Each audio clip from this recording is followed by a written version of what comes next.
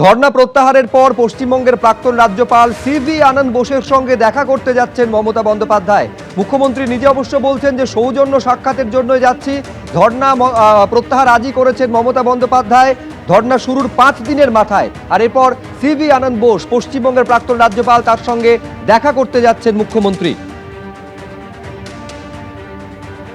আমি এখন একটু, যেহেতু আমাদের গভর্নর অনেকদিন এখানে ছিলেন, উনি সৌজন্যতে আছেন, কাল চলে যাবেন।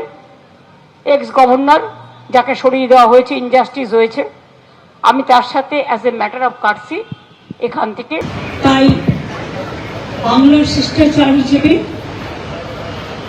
আমি তার কামনা করে এবং তার প্রতি যে অবিচার হয়েছে, অন্যায় 5 ইয়ার্স টার্ম সত্ত্বেও 1.5 বছর আগে ইলেকশনের আগে ভাবে সরিয়ে দেওয়া হয়েছে। আমি এটা এখনো মনে করি রাজনৈতিক উদ্দেশ্য প্রণোদিত। আমার মনের কথাটা আমি ওনাকে বলে এসেছি এবং আমি ওনাকে আবার অনুরোধ করেছি যে আপনি বাংলায় এতদিন ছিলেন, বাংলাকে ভালো বোঝেন, আপনি বাংলায় আবার আসুন, এইটুকু।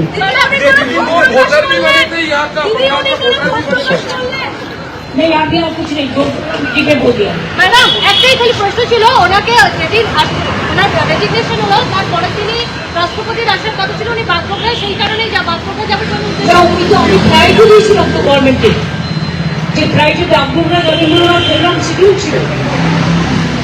উনি তো যেতে পারেননি একটাই কারণে, কারণ সেই দিনই ওরা ডিসিশন নিয়ে সরিয়ে দিলেন না। আমরা তো গভর্নমেন্টের প্রাইডটা ওনাকে দিয়ে রেখেছিলাম এবং উনি ভুক্ত করেছিলেন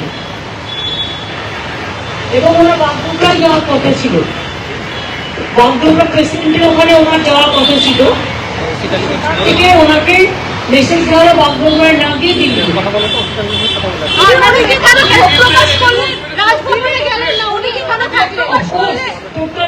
দিদি রাজভবনে থাকলেন না, কারণ এখন পর্যন্ত তিনি শপথ দেওয়া পর্যন্ত রাজভবনে থাকতে পারতেন।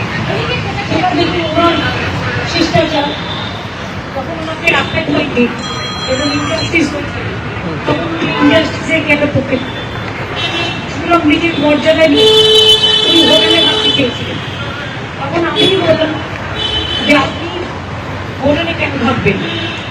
অভিষেকের যে প্রস্তাব, বিচারের দরজা যখন উন্মুক্ত হয়েছে, তখন 5 দিন তো আমরা এখানে রাস্তায় আছি, আমি দরকার হলে 50 দিনও থাকতে পারি। ইলেকশনও আছে সামনে, তাহলে আমরা কি ধর্নাটা আজকের মতো টেম্পোরারি উইথড্র করতে পারি?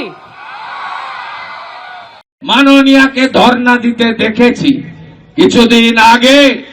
মাননীয়াকে একদিন সকালে দুপুরে দেখলাম তিনি হাতে ফাইল নিয়ে ভি দেখাচ্ছেন যুদ্ধ জয়ের ভঙ্গিতে। সেদিনও প্রতীক জৈনের বাড়িতে, যিনি কয়লা কেলেঙ্কারির সঙ্গে যুক্ত, যিনি আইপ্যাকের মাধ্যমে হাওলাতে টাকা পাচার করেছেন গোয়া নির্বাচনে, তার বাড়িতে যখন ইডি এসেছিল, সেদিনও আমরা এই পিসিকে দেখেছিলাম, মাননীয়াকে দেখেছিলাম ফাইল নিয়ে নিতে। আজকেও তিনি বসে আছেন কেন? কিসের জন্য? পশ্চিমবঙ্গে আরো শিল্পের জন্য বন্ধু না, পশ্চিমবঙ্গে আরো এয়ারপোর্টের জন্য না বন্ধু, পশ্চিমবঙ্গে আরো বন্দে ভারতের জন্য না বন্ধু, পশ্চিমবঙ্গের বেকারের চাকরির জন্য, নারীর সুরক্ষার জন্য, অভয়ার বিচার চেয়ে না, না কোনো কারণ নেই। উনি বসে আছেন ধর্নাতে, ধর্না পিসি। তার কারণ হলো বাংলাদেশের মুসলমান অনুপ্রবেশকারী এবং বার্মা থেকে কক্সবাজার হয়ে ভারতে ঢুকে পড়া রোহিঙ্গা মুসলমানদের নাম ভোটার তালিকায় রাখতে হবে, তাই আমাদের মুখ্যমন্ত্রী ধর্নাতে বসে আছেন। এবিপি আনন্দ, এগিয়ে থাকে, এগিয়ে রাখে।